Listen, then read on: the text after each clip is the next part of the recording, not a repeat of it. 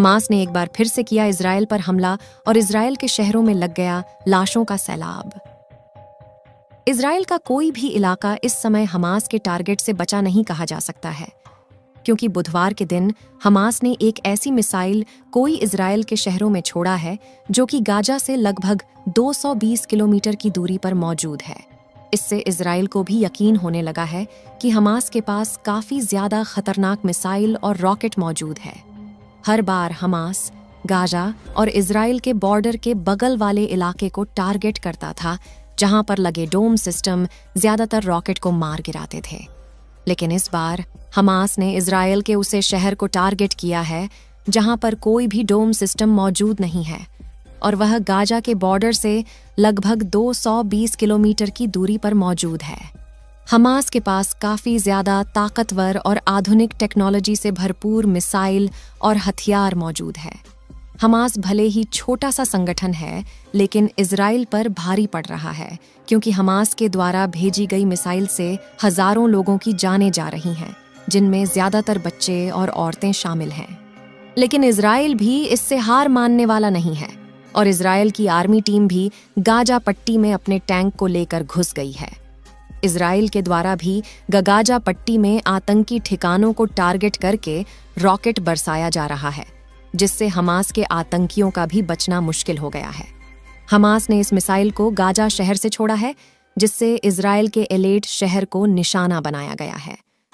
आपको बता दें कि इजराइल का यह बहुत ही घना शहर है, जहां पर लोगों की संख्या काफी ज्यादा है। हमास ने इस बार कुछ अलग ही कारनामा कर दिया है, जिससे इजराइल के भी पसीने छूटने लगे हैं, क्योंकि यह एक लंबी दूरी वाली मिसाइल है और इसे इजराइल के एलेट शहर को टारगेट करके छोड़ा गया था। अब आपके दिमाग में सवाल आ रहा होगा कि जब इजराइल के एलेट शहर में छोड़ी गई तो कितने लोगों की जान गई और यह मिसाइल कहां पर जाकर ब्लास्ट हुई। लेकिन आपको जानकर हैरानी होगी कि हमास के द्वारा छोड़ी गई यह मिसाइल अपने टारगेट से भटक जाती है। हमास ने इस मिसाइल को एलेट शहर के घनी बस्ती वाले इलाके में टारगेट करके छोड़ा था, लेकिन इजराइल की खुशनसीबी होती है कि यह मिसाइल एलेट शहर तक पहुंचती है, लेकिन यह एक मैदान वाले इलाके में जाकर ब्लास्ट होती है, जहां पर जान और माल का कोई खतरा नहीं हुआ। हमास की मिसाइल अपने टारगेट को पूरा नहीं कर पाई और यह एक मैदान में जाकर ब्लास्ट हुई, जिससे इजराइल में जान और माल का कोई भी खतरा नहीं हुआ और लोगों की जान भी सही सलामत बची रह गई। यानी कि हमास की मिसाइल पूरी तरह से नाकाम हो गई है। लेकिन इस मिसाइल के छोड़ने के बाद इजराइल के पसीने छूटने लगे हैं, क्योंकि इजराइल को तो यकीन भी नहीं था कि हमास के पास इतनी ज्यादा ताकतवर और इतनी दूरी तय करने वाली मिसाइल मौजूद है। वह तो खुशनसीबी थी इजराइल की, जिससे मैदान वाले इलाकों में जाकर मिसाइल ब्लास्ट हुई, नहीं तो हजारों लोगों की जान चली जाती। गाजा पट्टी भूमध्य सागर की किनारे बसा है, जबकि जिस शहर में छोड़ी गई यानी कि एमेट शहर लाल सागर के किनारे बसा है, जिसकी दूरी लगभग 220 किलोमीटर है। और जिस जगह को टारगेट किया गया था वह गाजा पट्टी से लगभग 200 किलोमीटर की दूरी पर मौजूद है। अब आप सोच रहे होंगे कि इतनी ज्यादा लंबी दूरी तय करने वाली ताकतवर मिसाइल हमास के पास कैसे आई? दरअसल मिसाइल ईरान के द्वारा हमास के पास भेजी गई है। ये मिसाइल काफी ज्यादा ताकतवर है और यह लगभग 300 किलोमीटर की दूरी तक के सफर को तय कर सकती है। अब आप समझ गए होंगे कि हमास के पास कितने ताकतवर मिसाइल और टैंक मौजूद है। इसके अलावा दूसरी सबसे बड़ी बात यह है कि हमास खुद भी अपने लिए मिसाइल बना रहा है, जो कि काफी ज्यादा ताकतवर और खतरनाक है। और हमास के द्वारा बनाई गई मिसाइल लेटेस्ट टेक्नोलॉजी पर बेस्ड है। हमास मिसाइल को पाइप के प्रयोग से बना रहा है, जिससे काफी कम खर्चे में हमास खतरनाक हथियार को बनाने में सक्षम है। ईरान ने फजर 5 नाम की मिसाइल को साल 2014 में हमास के साथ साझा किया था, और यह वही मिसाइल है जिसे ईरान के द्वारा हमास को भेजा गया था। और इस मिसाइल की लंबाई लगभग 7 मीटर है, जिसे कि 11 मीटर वाले लॉन्चर से दागा गया है। हमास का साथ इस समय हिजबुल्लाह भी देने लगा है।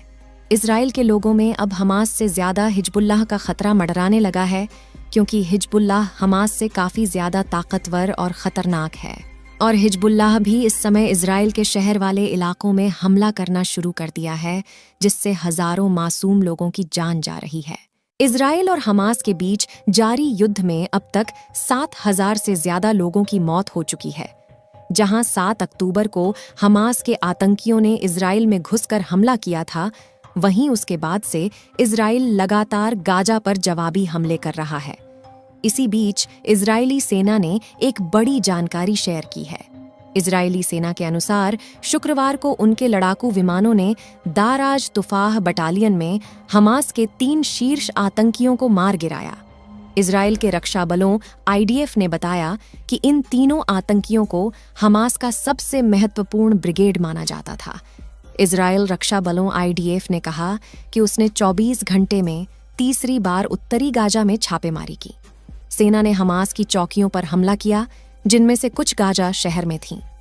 निशाने पर हमास के सदस्य, टैंक रोधी मिसाइल लॉन्चिंग पैड और हमास मुख्यालय शामिल थे।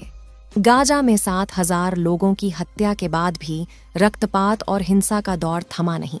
इन 7,000 लोगों में से 3,000 मासूम बच्चे थे। इजरायली सेना ने शुक्रवार को कहा कि उसके लड़ाकू विमानों ने दराज तुफाह बटालियन में हमास के 3 लड़ाकों को पर हमला किया और उन्हें ढेर कर दिया।